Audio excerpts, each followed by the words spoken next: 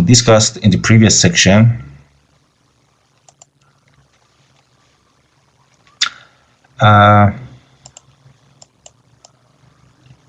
RSA.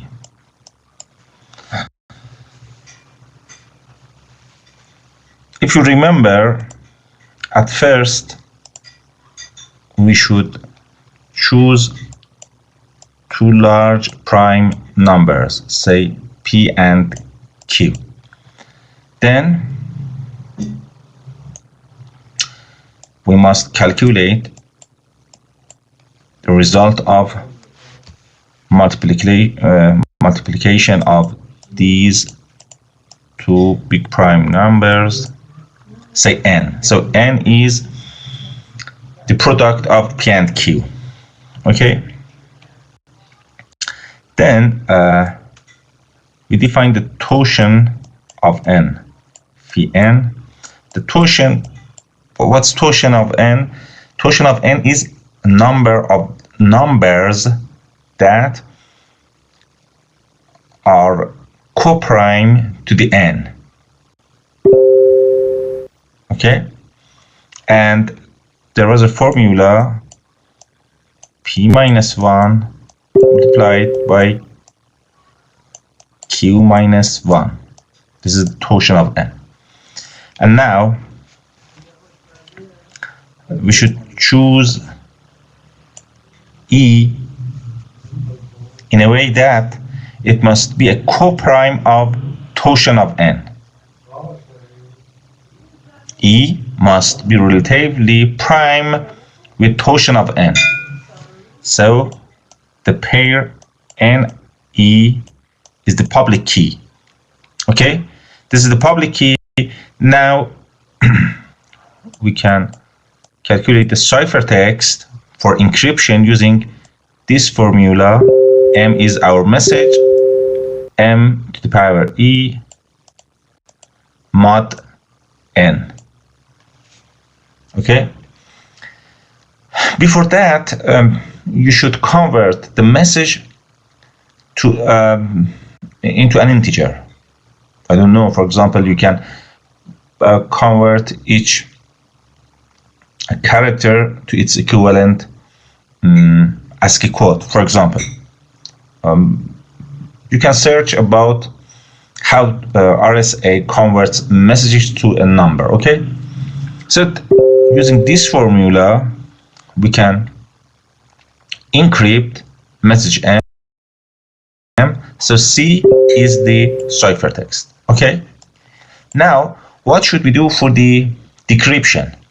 For the decryption, at first we should choose D in a way that D multiplied by E must be equal 1 mod totient of n. And D is the private key. D is the private key. So now we can decrypt the message using D to the power of D mod n. Okay, that was the RSA algorithm, choosing two large prime numbers P and Q, then calculating the product of them, say n, then finding totient of n using this formula, and choosing E, one part of the public key, in a way that it must be coprime of totient of n. Okay, so n, the pair of n e is the public key. Using this formula we can encrypt a message. Then we should define our private key using this formula. In fact, we must find D in a way that this formula must be satisfied. And finally, using this formula, we can decrypt our message. Ciphertext to the power d modulo n. Okay. Please, if there is any question, let me know. Otherwise, now I want to show you how use the associated libraries in Python. In fact, how in Python we can generate public keys, private keys, how we can encrypt the message, how we can decrypt the message. No question? Okay. Good.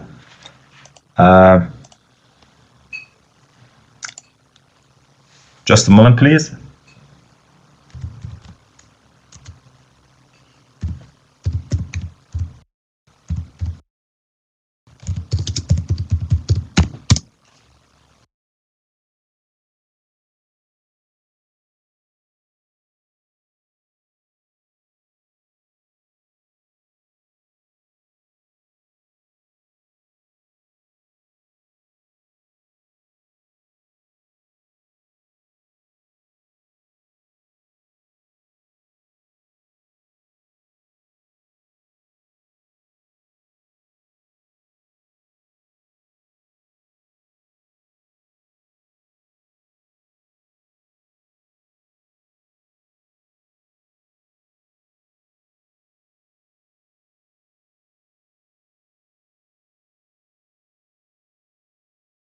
So from cryptography has the backends, we need default backend.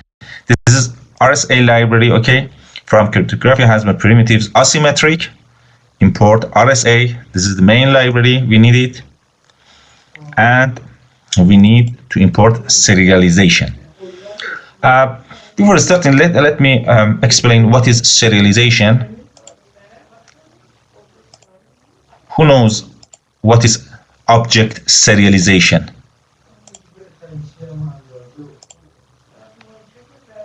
Object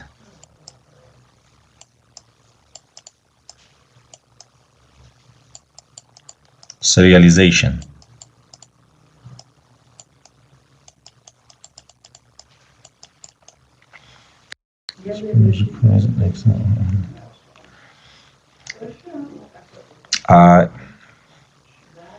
We need them also in the exam, but I don't ask you to implement some programs. Just I will ask you to use these libraries, okay? For example, I will ask all of you to create, with today's programs, I will give you some programs today. I will ask you to create public and private key. Then I will ask you to share the public key, but keep the private key safe, okay? Maybe in the exam, I send a message, an encrypted message to you with your public key and ask, okay, now send me what was the main text. In fact, decrypted message. You know, very small piece of programs. We don't need complicated programs. Okay, what's object serialization? Who knows? Nobody? Suppose that we have a class. For example, class student.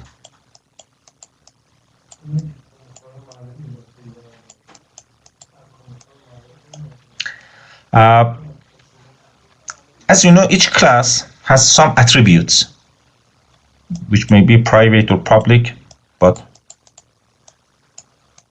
we don't care it's private or public. Yes, exactly, Zainab. Yeah, your answer is completely right. Okay, suppose that each student has an ID, average. When I define an object, for example, I say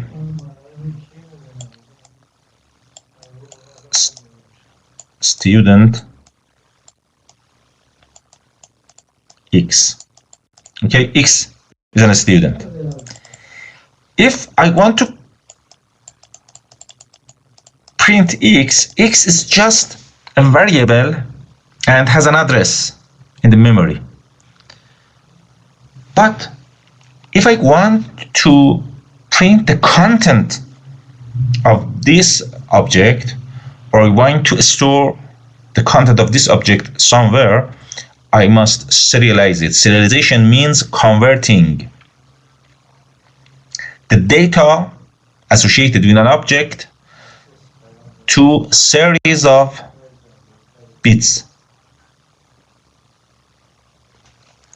sequence of bits. Okay, this is called serialization, converting an object to a sequence of bits.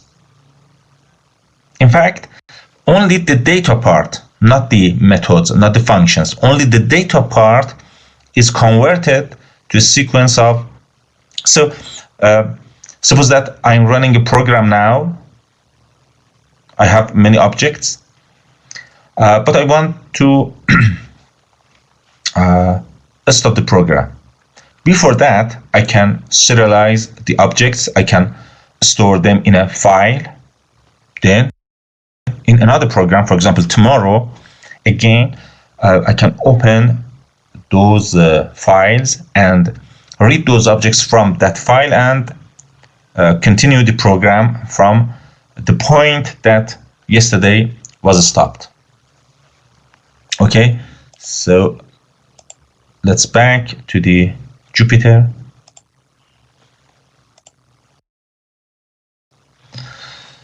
Okay, so we need just these three libraries. What I want to say in this lecture, I want to show you how to create a public key, how to create private key, how to encrypt a message, how to decrypt the message, and how to create digital signatures and how to verify digital signatures. That's it. Okay. If you watch the previous video from previous lecture, I talked about what's encryption, what's decryption,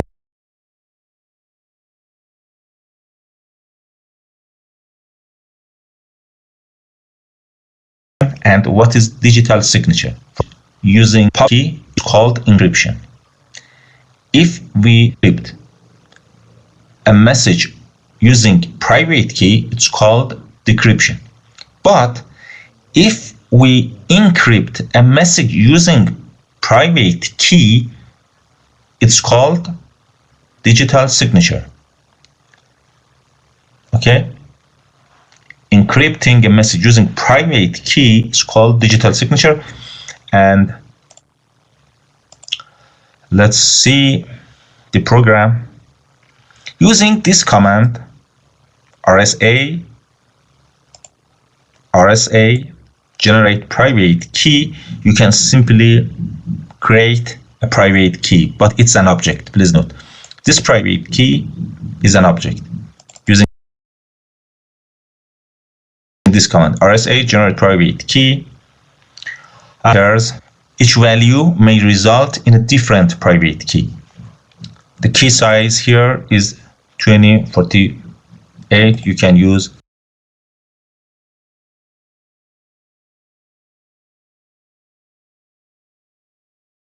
smaller key size in bits, and the third parameter is backend.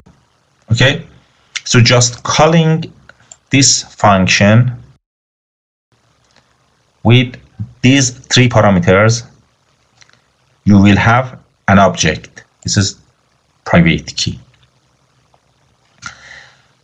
Now, to see what's the private key, we should serialize it. We should convert it to a sequence of bits. To do so, I want to print out the private key. Okay, to do so, this is the object private key dot private bytes. Using this command, I want to serialize the private key. I want to convert the private key to a printable format, encoding serialization encoding, PEM. There are two formats for representing. Please note, there are two formats for representing private and public keys, PEM and DER. What's the difference? I will talk about that today. Format. So this private byte has three parameters. The first one is encoding. You can use either serialization encoding.pem or serialization.encoding.der. Okay, you can use one of these two values. Then the second one is the format, traditional OpenSSL, and this is about encryption. Here we are saying that no encryption. In fact, you can put a password for your private key. Here I don't do this. Okay, so here I have a private key with the password. Then generate the public. I use this command, private key.public key. So public key now is an object. I can save them in a file using this command. I create a file with the name, for example, rsakey.pem, write binary, private key, private byte, exactly this command which I used here to print out the private key. Here I have saved the private key into the file named rsakey.pem. Then I have printed the public key using this command. Public key, as I said, public key is an object. This command serialized this public key, encoding, serialization, encoding PEM, and the format is this. Here I have saved the public key into a file named rsapub.pem. If I run the program, okay, you can see this format is called PEM. This is the private key and this is the public key.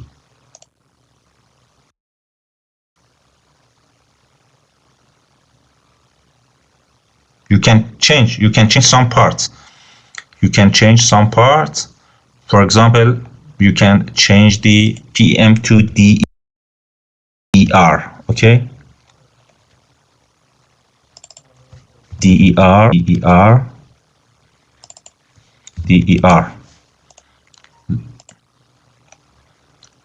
As you can see,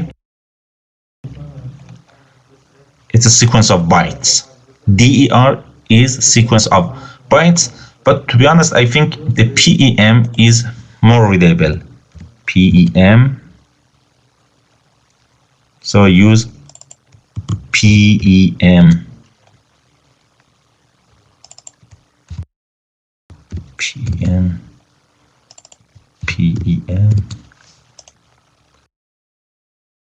Yeah. Okay.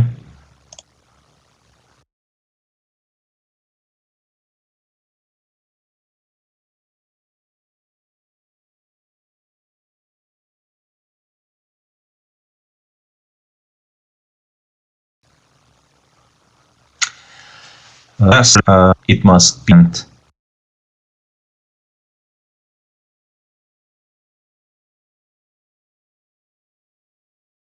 private key or even public, not the same private public key, and this is why it's very long. Usually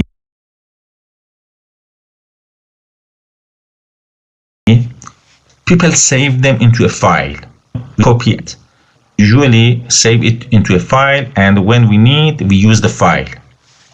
Okay, so here I save them into the file. RSA key is my private key and rsapub.pem is my public key.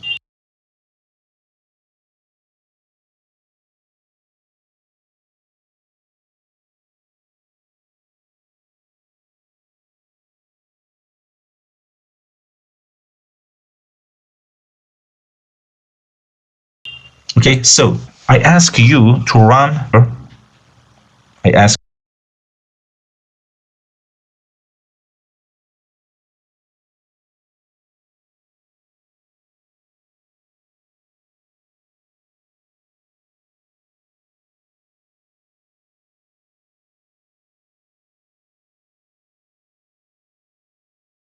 you to run this piece of code on your computer.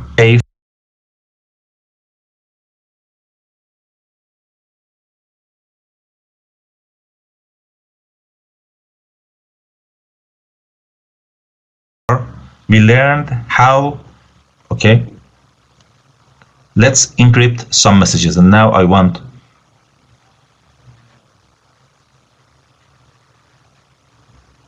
this is the, I don't say you the program because this is the program. You just, if you search, you can find these piece of codes into the internet, okay,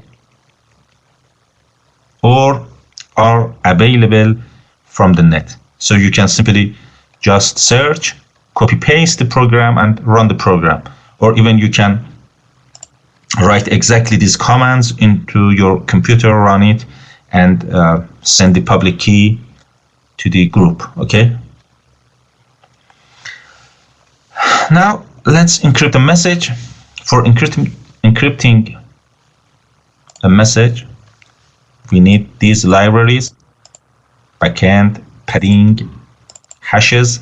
In the previous lectures I have used hashes, load PIM private key and load PIM public key, because I want to load these two format of the private and public key. For DER you should import DER private key and load DER public key. Okay, my plain text is something hello Wahid, or I don't know what.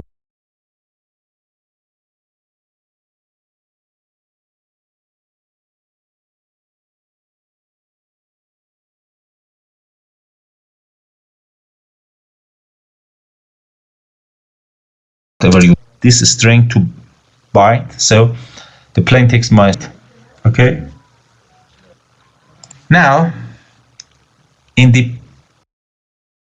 previous piece of code I saved a file. This is okay. So here using this command, load PIM public key, load PIM public key, I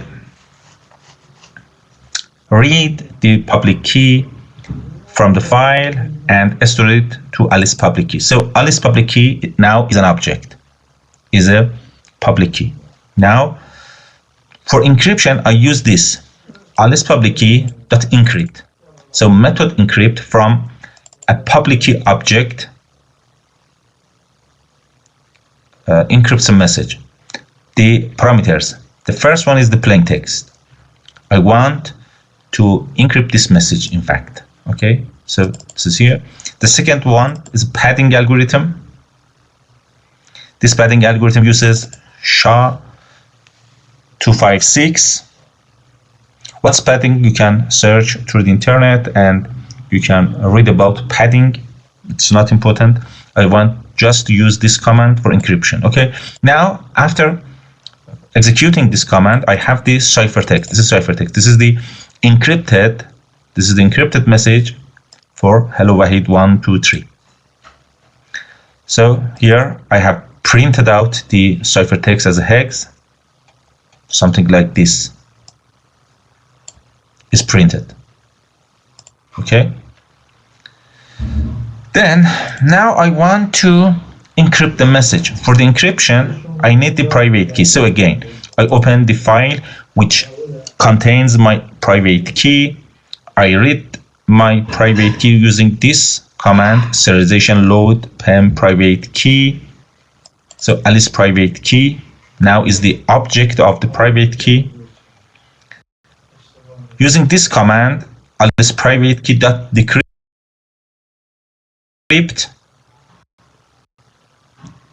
the parameter ciphertext, again the padding algorithm. I decrypt the message. So D now is the decrypted here. The encrypted message. So encrypted, this is the main message. If I run the program, okay, this is the encrypted message.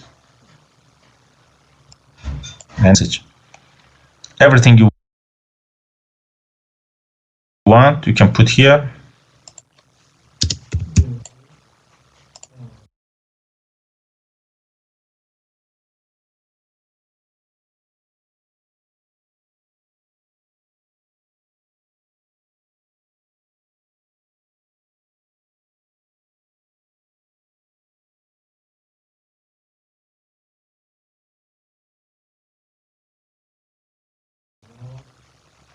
just calling the methods. Text for encryption. Encrypting must call this function a public key encrypt, okay?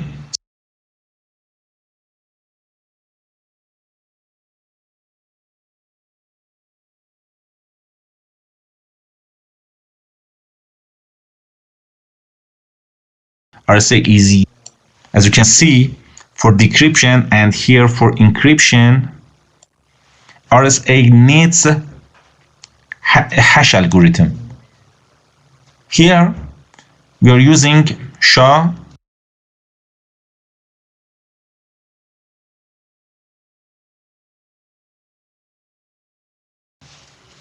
Okay. This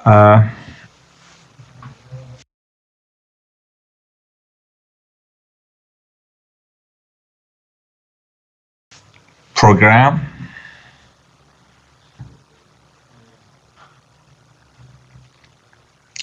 this is the same as the above. This is nothing. Here is exactly the same program, but using a password. Using a password, you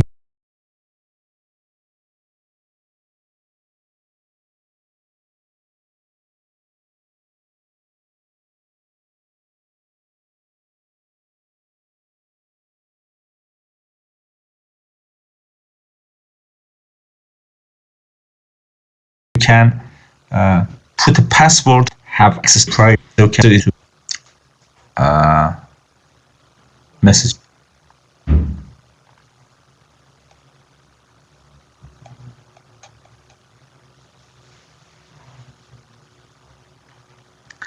Okay, now let me check. This is load. Okay. This part of the algorithm is as the same before, but when I'm trying to save the private key, this part, see this part? I put password 1, 2, 3. In the previous here, encryption algorithm serialization dot no encryption. Okay, private key, private bytes, no encryption. But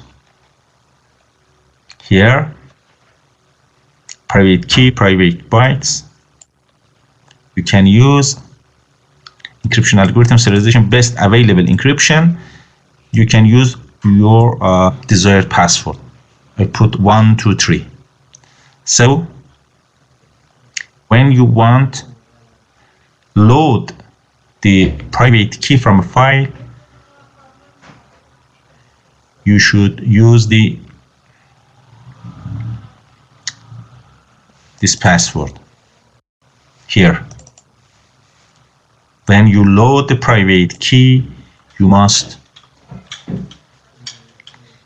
take the password as one of the parameters. Okay, and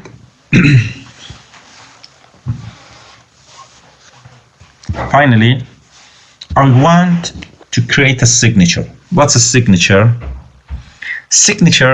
Digital signature is used for authentication. In all cryptocurrencies, when you want to spend your money, you must sign your transaction. For example, suppose that Bob wants to send 1 Bitcoin to Alice. So Bob must create a transaction containing 1 Bitcoin, containing the address of sender, containing the address of receiver, and also Bob must put a digital signatures to prove that this is Bob, and no other person can spend Bob's money.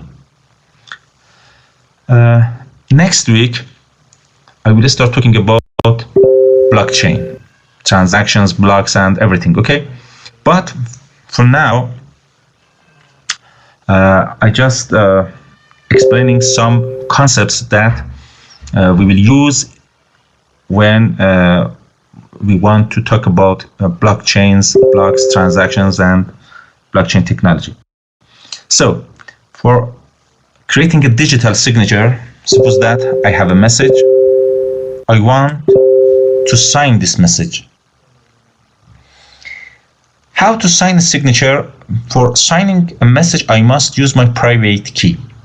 All others have my public key, so they can simply check it. If everything is okay, it means that this message really was sent by me. Okay, so as I said, digital signature is used to is used for authentication. Okay, consider a message, for example, a message I want to sign. To create a signature, use private key. This is a private key object. This is a private key object, Alice private key. This is Alice private key here. Okay, I have load a private key here. So this is a private key object. The method sign generates a digital signature. This function takes 3 inputs. The first one is the message. This is message, the message we want to sign, then padding, and finally a hash algorithm. For this case, if I run the program, this is the signature, this is the digital signature. Please note, every time I run, this will change. You know, maybe you say, oh, what happens? The message is the same, but the digital signature is changing. It's changing. In fact, digital signatures are used once. Digital signatures are used once. It's not important. It's important that digital signatures can be verified. How? So here I have created digital signature. Now I want to verify this piece of code, verify a digital signature. Here, signature, let me copy, paste. Okay, so using this command, bytes from hex, I converted this hexadecimal string to its equivalent bytes. Okay, so signature is this signature, but in the byte format. I have the main message, a message I want to sign exactly, okay, like this. And now, for the verification, I use the object public key.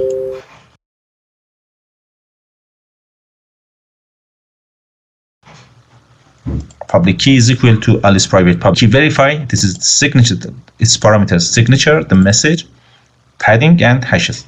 Okay, I run the program. Okay, nothing happened. But if I change, just I want to change, for example, the first character to, for example, D, and now there's an error, invalid signature. It means that this signature is not valid for this message. Or if I change now, everything is okay now. If I, for example, change this message, for example, I put just a space at the end of it, just a space. Okay, if I run the for invalid signature. Okay.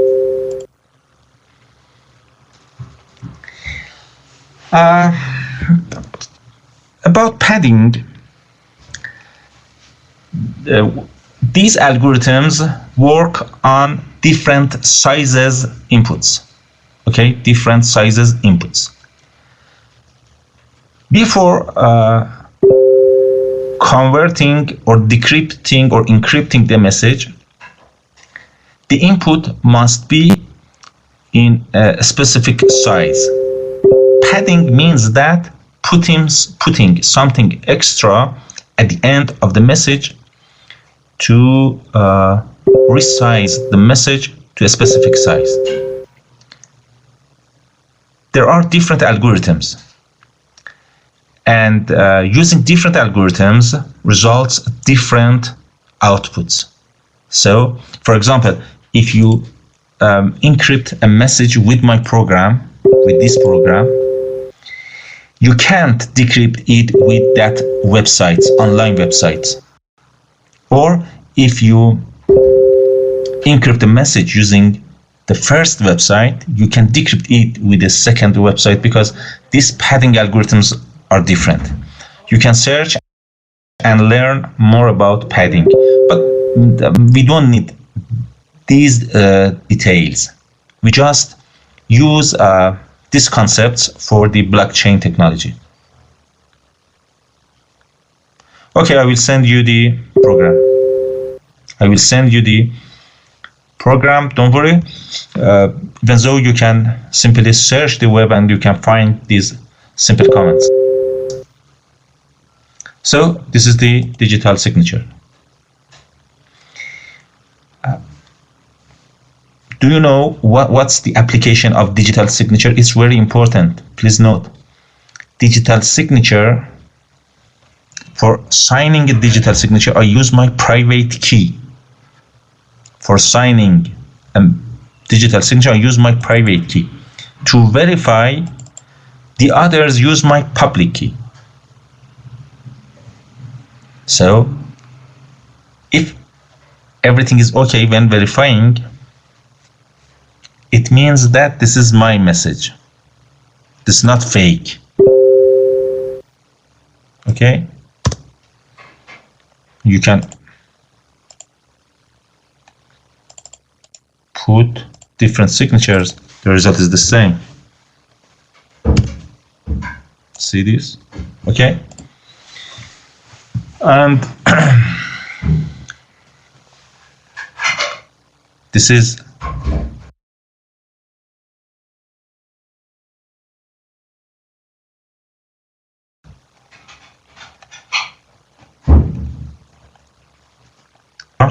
key, this part public key, this part encryption, this part decryption, encryption, this part signing a message, this part verifying the message.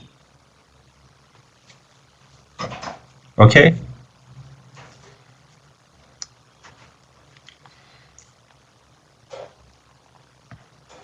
Very good. So I will send you the program. You can simply run it. You can input different messages. You can encrypt, decrypt different messages. Even you can share your public key, not private key. Just you can share your public key. Then you can send to each other some encrypted messages. So you can talk with each other using encrypted messages. Nobody can see what you are telling to each other.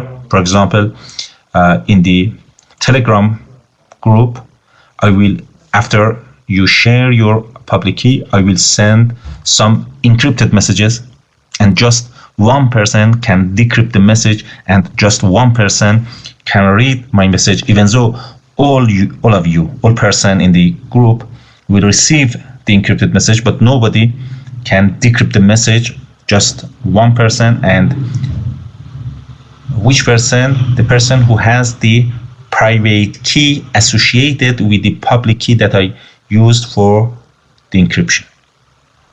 Again, these digital signatures used for authentication. Everybody can find this message, because I use my private key for encryption this message. In fact, digital signature is an encryption of a message with my private key. Since others have my public key, so all others will know what is the main message. But what's the application? The application is that this proves that it's me, and this is my it's my digital signature. In contrast to the real signature, as you can see, every time digital signature is something different. I think I talked about this in the previous lecture, but again, real signatures or hard signatures always are the same, but digital signatures every time will be changed. Okay, let's so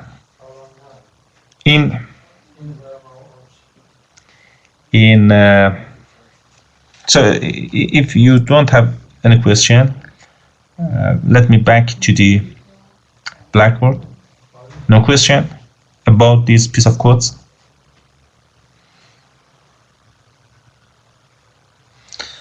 Okay.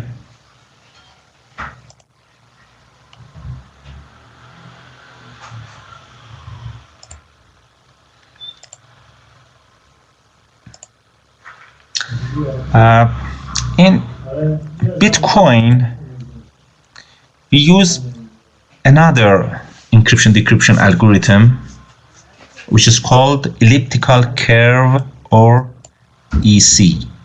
Okay.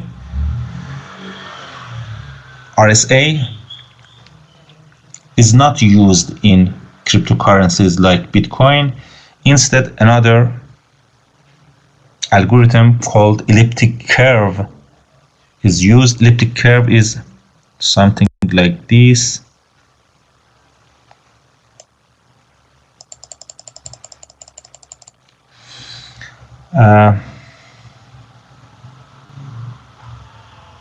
Please try to learn these concepts, and now don't think about the exams, just please concentrate on learning these simple concepts. Okay. As I said, in Bitcoins, another algorithm called elliptic curve is used, and not RSA, but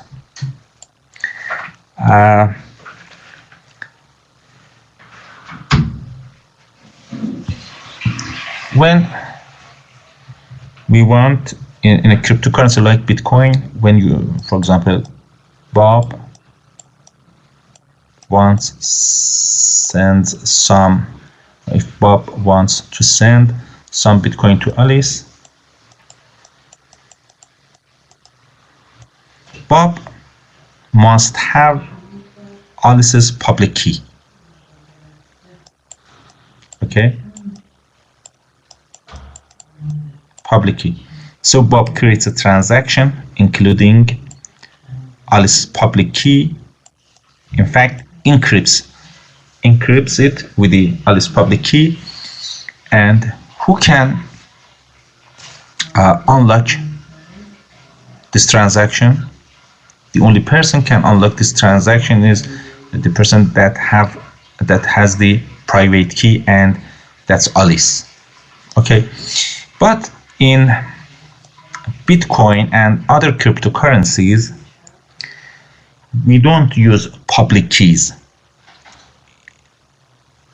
We use addresses, wallet addresses.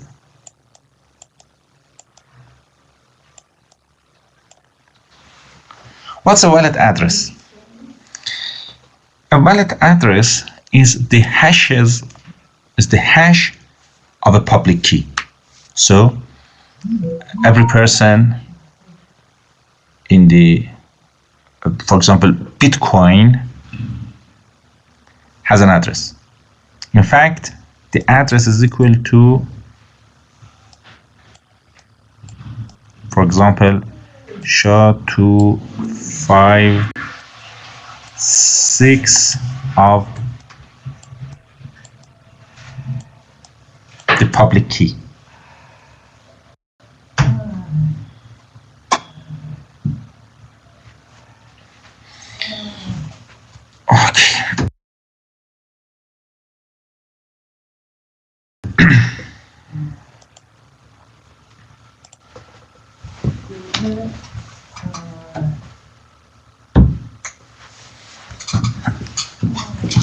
So please note, in all cryptocurrencies, the addresses are the hashes of public keys, and people are using these addresses to send and receive monies from to each other. Okay, and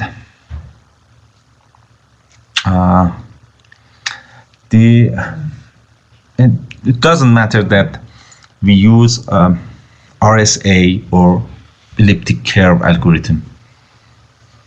Even though, as I said, we use elliptic curve, but the general concept is the same for both algorithms.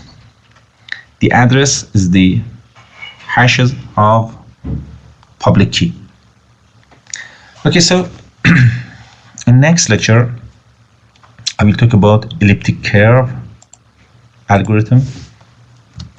Elliptic curve. This is another approach for generating public key, private key, encryption, decryption, and creating digital signatures.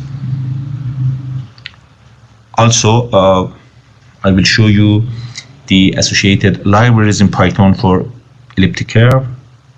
The commands are very similar to the RSA. There are some differences in the details just, okay? What's elliptic curve? As I said, elliptic curve is something like this. And this is the general equation of the elliptic curve. Y to the power 2 equals to x to the power 3 plus ax plus b. In Bitcoin, the equation which is used is y2 equals x to the power of 3 plus 7.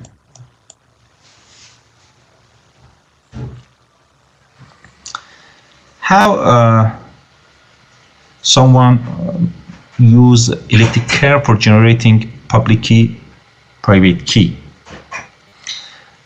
As you saw in the RSA algorithm, someone chooses two large prime numbers PQ, and you know what's the RSA algorithm. But what about elliptic curve?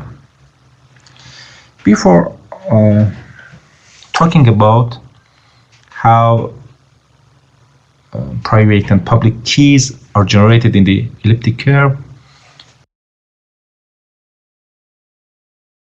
we should define an operation, the points onto this curve. There's an algebra. Let's P and Q be two different points on this curve. Then P plus Q is calculated by this approach.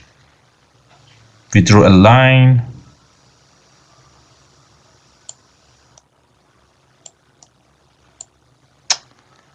sorry, just let's consider another one.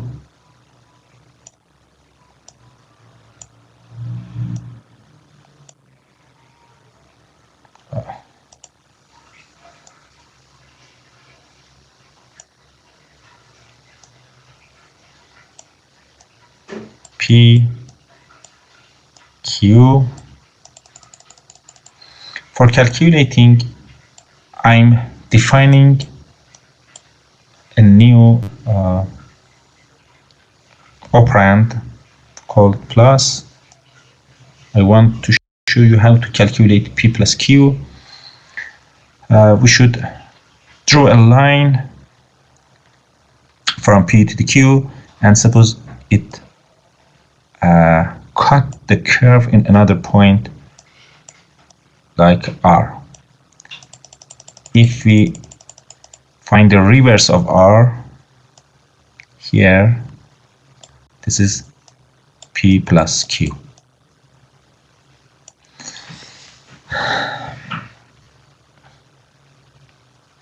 It's an algorithm for encryption decryption. Yes, it's something like RSA, but in a different way. Okay. So as I said, we have an elliptic curve. I'm defining the plus operator. In some books uses dot operator. Well, what's meaning? As I said, p and q are both 2 points on the curve. To calculate p plus q or p dot q, we must draw a line from p to the q. The third point, the reverse or the third point shows the p plus q or p dot q. But if this is p, this is q,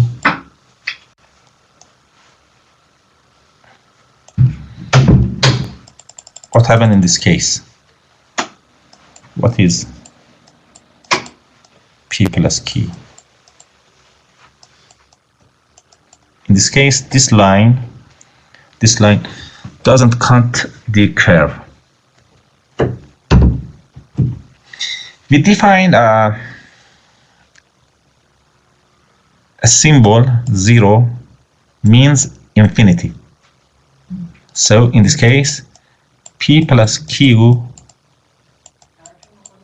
equals to 0. As you can see, p plus q is equal to q plus p or p plus q plus r equal p plus q plus p. It means that this operator on the nodes on the curve make a group, an abelian group, okay? But it's not important. The only thing that here is very important is we should know how to calculate p plus q. Now let me know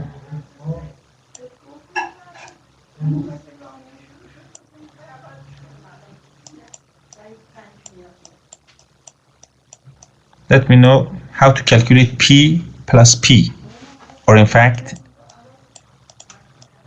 p dot p.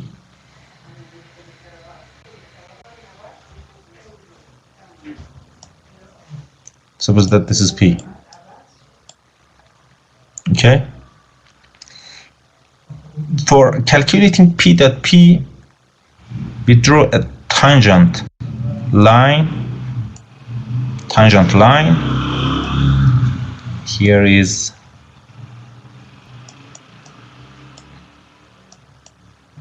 green. If this is the x-axis, this is p dot p. So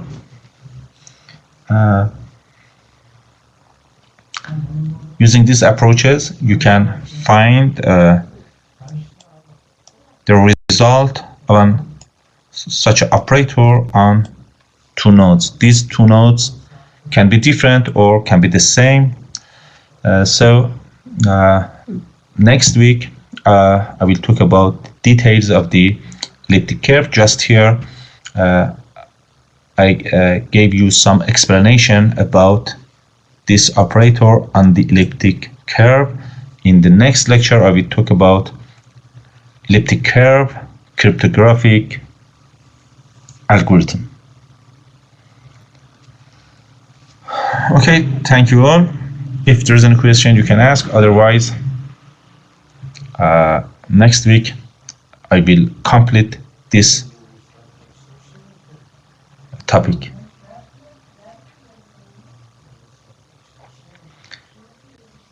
Okay, thank you all. Good night.